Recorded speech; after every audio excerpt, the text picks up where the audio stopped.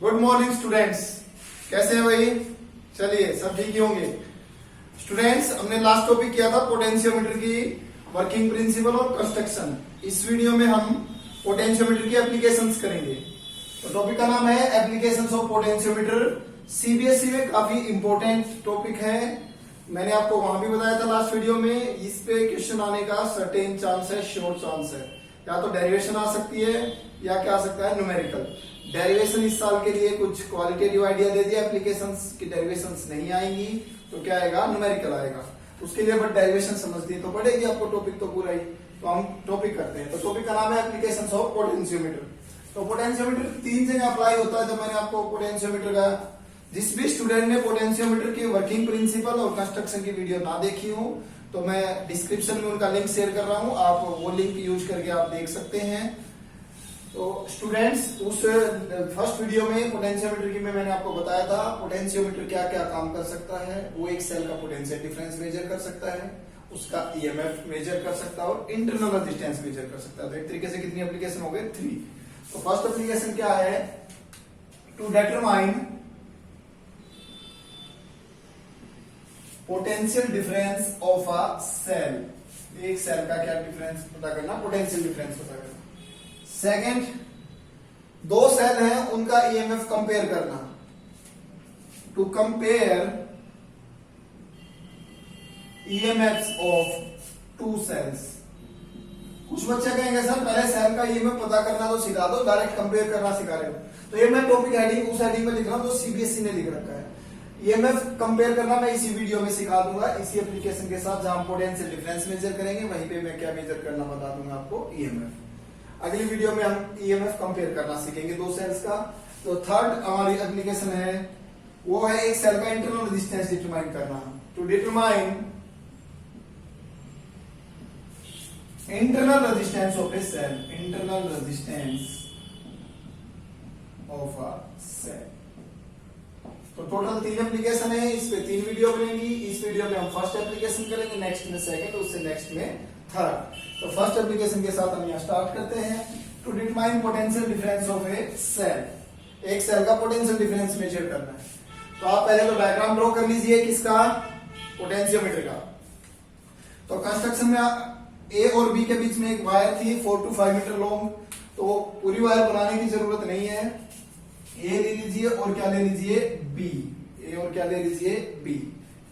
तो ये जो वायर है पोटेंशियोमीटर वायर है। तो बाय डिफॉल्ट यहाँ पे ये बाय डिफॉल्ट है कि ये जो वायर है ये वही एक्चुअल वायर है जो पोटेंशियोमीटर के सर्किट पे बनी होती है। तो 4 मीटर की हो या 5 मीटर की हो, एप्लीकेशन में अलग से बनाने की जरूरत नहीं है। कंस्ट्रक्शन की तरह 5 वायर दिखाने की जरूरत नहीं है। यहाँ पैरेलल में आप स्केल दिखा दीजिए। तो यहाँ आप लिख दीजिए स्केल है, क्लियर है। ए और बी के बीच में आपने क्या अप्लाई किया था बताइए? आपने लगाया था जी, एक तो सेल लगाया था, ये लगा दिया हमने सेल। इसको ड्राइविंग सेल बोलते हैं। कौन सा सेल बोलते हैं? Driving cell. ये ड्राइव करेगा सर्किट को। इसके बाद यहाँ रियोस्टेट लगाया था। तो यहाँ मैं रेजिस्टेंस बॉक्स दिखा रहा हूं, रेजिस्टेंस बॉक्स, रेजिस्टेंस बॉक्स या रियोस्टेट भी दिखा सकते हैं आप चाहे तो। इसके बाद आप, चलिए मैं रियोस्टेट दिखा देता हूं। आप कहेंगे सर एक वीडियो में आप रियोस्टेट दिखाते हो, रेजिस्टेंस बॉक्स, वैसे भी इस साल आप लैब में नहीं गए और रेजिस्टेंस बॉक्स का आपको आइडिया है नहीं। तो मैं यहाँ पर क्या दिखा रहा हूँ, रियोस्टेट। Rheostat variable resistance. इसके बाद आपने क्या लगाया था जी, एमीटर लगाया था। ये बिल्कुल एमीटर हो गया जी। फिर क्या लगाई थी, की लगाई थी। ये आपकी कंस्ट्रक्शन थी, ये आपकी क्या थी, कंस्ट्रक्शन। क्लियर है? अब आप देखिए स्टूडेंट्स, आपके जो बैटरी है उसका कुछ ना कुछ ईएमएफ होगा यहाँ पर। तो मैं ई डैश नाम से मैं इसका ईएमएफ लिख रहा हूं, ई डैश। रियोस्टेट का भी कोई रेजिस्टेंस होगा, तो आप इसको, मैं आर, रियोस्टेट है तो आर एच नाम से लिख रहा हूं, रियोस्टेट। आर के नीचे क्या लगा रहा हूं, एच। ये पोटेंशियोमीटर वायर है, इसकी कोई लेंथ है तो मान लेते हैं कैपिटल एल लेंथ की वायर है। कितनी लेंथ की वायर है, कैपिटल एल की। और ए और बी एक वायर है, एक मेटेरियल है, कंडक्टर है, उसका कोई ना कोई रेजिस्टेंस होगा। तो मैंने ए बी सेक्शन का रेजिस्टेंस मान लिया आर ए बी। तो यहां लिख लीजिए let resistance of wire A B is equal to R A B. Clear है? Resistance of rheostat R H. इसके बाद आप यहाँ पर आप एक चीज बोल रहे हो क्या, गैल्वेनोमीटर, उसी ने तो सारा काम करना है, उसके नल डिफ्लेक्शन पे बेस्ड होता है प्रिंसिपल। तो आप देखिए, आपको पहले तो वो सेल लेना है जिसका आपको क्या डिटरमाइन करना है, पोटेंशियल डिफरेंस। तो आपने यहाँ सेल लगा दिया जिसका पोटेंशियल डिफरेंस पता करना है, उसके साथ सीरीज में क्या लग गया, गैल्वेनोमीटर, और यहाँ किससे कनेक्ट हो गया, जॉकी से जी। बहुत अच्छी बात है जी, क्लियर है। बट अब आप ध्यान से देखिए, जैसे ही आप इसको बैलेंस करेंगे और कैलेंडर का करंट 0 हो जाएगा तो सर्किट में से तो कोई करंट नहीं जाएगा। तो सर्किट में से करंट नहीं जाएगा तो सर्किट का जो पोटेंशियल डिफरेंस वो किसके इक्वल होगा, ईएमएफ के। तो अगर आपको बहुत अच्छे से ध्यान हो तो टर्मिनल पोटेंशियल डिफरेंस कैलकुलेट करने के लिए आप सेल में से करंट क्या करते थे, विड्रॉ। तो इसलिए इसके यहाँ पर आप आर रेजिस्टेंस लगा दीजिए। कितना रेजिस्टेंस, आर। तो आर रेजिस्टेंस आपने लगा दिया जी। आर रेजिस्टेंस लगाने से अब इससे करंट फ्लो होगा। यहाँ का ईएमएफ मान लेते हैं ई। क्या ईएमएफ है, ई। और कुछ भी मान सकते हैं आप, यहाँ पर ई ही मान लेते हैं, यहाँ ई डैश मान दिया था मैंने, क्या मान लिया, ई। और पोटेंशियल डिफरेंस कितनी है, वी। पोटेंशियल डिफरेंस कितनी है, वी। ये पता करना है, वी। क्लियर है। चलिए हम स्टार्ट करते हैं वर्किंग इसकी समझाना। मैं आपको स्टार्ट करता हूं। सबसे पहले आप इस की को क्लोज करेंगे, की के। तो क्लोज की के को आपने क्लोज कर दिया। Now slide jockey on potentiometer wire to get the null point. जब आप इस जोकी को यहां से स्लाइड कराना शुरू करेंगे तो कहीं ना कहीं कैरेक्टर की रीडिंग क्या हो जाएगी, 0। जिस पॉइंट पे जाके 0 होगी उसको बोलेंगे नल पॉइंट। तो मान लेते हैं नल पॉइंट, यही मैं दिखा देता हूं, ये सी पॉइंट मान लिया हमने। कितनी लेंथ का है, स्मॉल एल लेंथ का। कितनी लेंथ का है, स्मॉल एल लेंथ का। क्लियर है। तो slide jockey on potentiometer wire to get null point बोल सकते हैं, बैलेंस पॉइंट बोल सकते हैं, नल पॉइंट या balance point. Let null point is L. Null point is L. तो नल पॉइंट कितना आपका, एल। यहां तक क्लियर हो गया है। आपने की क्लोज की, आपने मेक श्योर किया कि जो एमीटर है वो कांस्टेंट रीडिंग दिखा रहा है, क्योंकि कांस्टेंट करंट के केस में ही पोटेंशियोमीटर का वर्किंग प्रिंसिपल एप्लीकेबल होगा आपका। फिर उसके बाद आपने जोकी को मूव कराना शुरू किया ए से बी तक। जब आप मूव करा रहे हो तो एक ऐसा पॉइंट आएगा जहां कैलेंडर की रीडिंग 0 हो जाएगी, उसको नल पॉइंट बोलते हैं। मान लेते हैं वो ए से सी पे जाके आया है, और जो ये सी पॉइंट है यहां तक की लेंथ कितनी है, एल। तो और एल इज और नल पॉइंट। अब हमारा टॉपिक से होता है एक्चुअल में। तो लेट्स डू द डेरिवेशन। देखिए यहां करंट जा ही नहीं रहा है, इधर ए से सी की तरफ करंट नहीं जा रहा है, कैलेंडर में करंट नहीं जा रहा है, पर सेल यहां तो एक लूप बना रहा था, यहां तो करंट घूम सकता है। क्लियर है। तो यहां करंट जाएगा, तो यहां करंट जाएगा क्योंकि यहां पे क्लोज लूप है, तो प्लस से माइनस की तरफ यहां करंट फ्लो करेगा। और सेल से अगर करंट विड्रॉ हो रहा है तो उसकी जो पोटेंशियल डिफरेंस आप मेजर करेंगे वो क्या रहेगा, वी। अब आप देखिए यहां करंट नहीं जा रहा है, इसका मतलब सी पॉइंट का और यहां जो पॉइंट है इसका पोटेंशियल क्या हो गया, सेम। डिफरेंस रहा ही नहीं। तो इसका मतलब यहां और यहां का पोटेंशियल डिफरेंस सेम है। तो अब आप देखिए ए से सी का जो पोटेंशियल डिफरेंस है, पैरेलल में पोटेंशियल डिफरेंस क्या होता है, सेम। तो इधर जो ए से सी का पोटेंशियल डिफरेंस होगा और वायर के ऊपर होगा वो क्या रहेगा, सेम। तो आप एल लेंथ के अक्रॉस पोटेंशियल डिफरेंस मेजर कर लीजिए, वो किसके इक्वल होगा, वी के। क्लियर है। तो लेट्स डू इट। तो हमें एल लेंथ के अक्रॉस पोटेंशियल डिफरेंस मेजर करना है। तो पोटेंशियल डिफरेंस मेजर करने के लिए देखिए आपको पता होना चाहिए जो आपका प्रिंसिपल था उसके अक्रॉस वी क्या होता था, के इंटू एल। पोटेंशियोमीटर के प्रिंसिपल के अकॉर्डिंग वी क्या होता है, पोटेंशियल ग्रेडियंट इनटू लेंथ, जिस लेंथ के अक्रॉस निकालनी। इसका मतलब एल लेंथ तो आपको नोन है, स्केल से आपने रीडिंग देख ली है।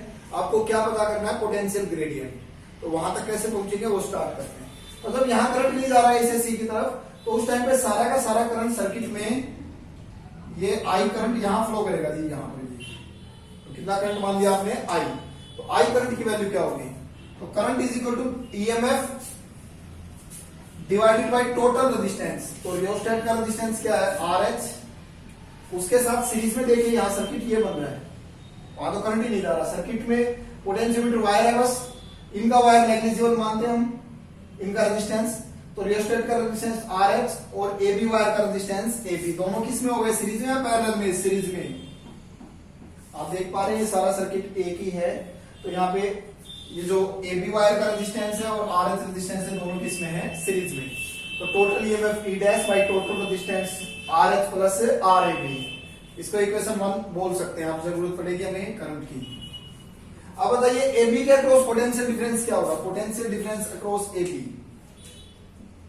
Potential difference is equal to current into resistance, तो करंट क्या फ्लो करेगा इसमें से आई, और रेजिस्टेंस क्या है एबी का आर ए बी, क्लियर है। अब आई की वैल्यू तो यहां से रख सकते हैं आप, E dash divided by R H plus R A B into R A B, यहां तक क्लियर है। अब आप देखिए पोटेंशियल डिफरेंस एबी के अक्रॉस और क्या फार्मूला होता है पोटेंशियोमीटर के अकॉर्डिंग, तो by potentiometer principle, potentiometer principle VAB potential difference is equal to potential gradient into length, AB की लेंथ, AB के अक्रॉस पोटेंशियल डिफरेंस माप रहे हो तो उसी की लेंथ होगी, कितनी लेंथ है L, तो आपको VAB पता है, यहां से रख दीजिए इक्वेशन 2 से, और L पता है तो आपको पोटेंशियोमीटर वायर की लेंथ तो नोन होगी, तो यहां से क्या आ जाएगा K, अब हमें K ही चाहिए था, हमारा आंसर तो आ जाएगा, K की जरूरत थी हमें इक्वेशन नंबर 2, तो using 2 E dash divided by RH plus RAB multiply by RAB is equal to K into L, clear है यहां तक। अब देखिए मैं डायग्राम को इरेज कर रहा हूं ताकि मैं लिख सकूं, अब हमें इसकी जरूरत नहीं है, यहां से K निकाल लीजिए, potential gradient K, this implies potential gradient K is equal to V by V, क्या ये वैल्यू होगी, L इधर आ जाएगा, E dash divided by R H plus R A B, ऊपर क्या है आर ए बी, नीचे क्या आ गया एल, यहां तक क्लियर है। अब आपको पता था पोटेंशियल जो आपको मेजर करना था V across the cell, potential difference of the cell, तो यहां लिखेंगे potential difference of cell V is equal to K into L, क्योंकि सेल के अक्रॉस क्या लेंथ थी, बैलेंस लेंथ L, तो K की वैल्यू यहां से रख दीजिए, E dash divided by R H plus R A B multiply by R A B by L into small l। अब आप बताइए क्या आपको ड्राइविंग सेल का ईएमएफ नोन होगा, बिल्कुल नोन होगा, न्यूमेरिकल में क्वेश्चन में आपको रियोस्टेट का रेजिस्टेंस दिया होगा, आपको पोटेंशियल वायर का या तो टोटल रेजिस्टेंस दिया होगा, या पोटेंशियोमीटर वायर की लेंथ बता रखी होगी, और पर यूनिट लेंथ रेजिस्टेंस दे रखा होगा। मान लेते हैं किसी न्यूमेरिकल में आ जाता है ए पोटेंशियोमीटर हैज 0.5 ओम पर सेंटीमीटर रेजिस्टेंस, और पोटेंशियोमीटर वायर की रेजिस्टेंस बता रखी है 400 सेंटीमीटर या 4 मीटर बोल दिया है, तो आप देखिए 1 सेंटीमीटर का कितना है 0.5 ओम, 400 का क्या हो जाएगा 200 ओम, तो इस तरीके से आपको ये दिया होगा डायरेक्टली या इनडायरेक्टली, तो ये गिवन होगा। L पोटेंशियोमीटर की टोटल वायर लेंथ आपको पता होगी, आपको बैलेंसिंग लेंथ भी पता होगी, तो सारा डाटा होना तो आपको क्या पता चल जाएगा V, इस तरीके से आप V कैलकुलेट कर सकते हैं।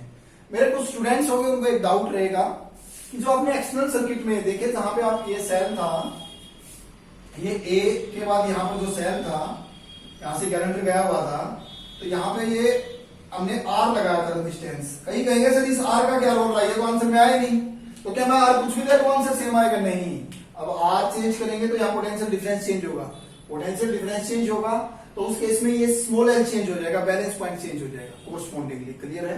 तो l चेंज होगा तो v भी क्या हो जाएगी चेंज, तो ये r वेरी करने से l आपका वेरी करेगा, बैलेंस पॉइंट कहीं और आएगा, तो बैलेंस पॉइंट कहीं और आएगा तो उस केस में v भी क्या होगा वेरी, तो इसमें काफी न्यूमेरिकल होते हैं कि r बढ़ जाएगा तब क्या होगा और कम हो जाएगा तब क्या होगा, तो ये अलग से न्यूमेरिकल्स में करेंगे।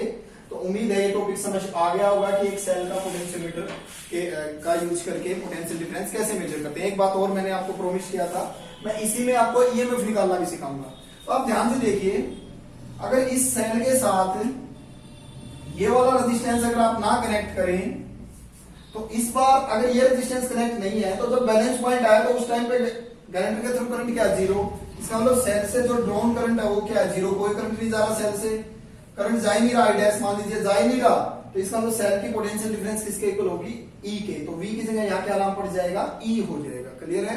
तो इसी तरीके से उसका पोटेंशियल डिफरेंस मेजर करते हैं। आई होप आपको क्वेश्चन समझ आ गया होगा। Thank you very much students.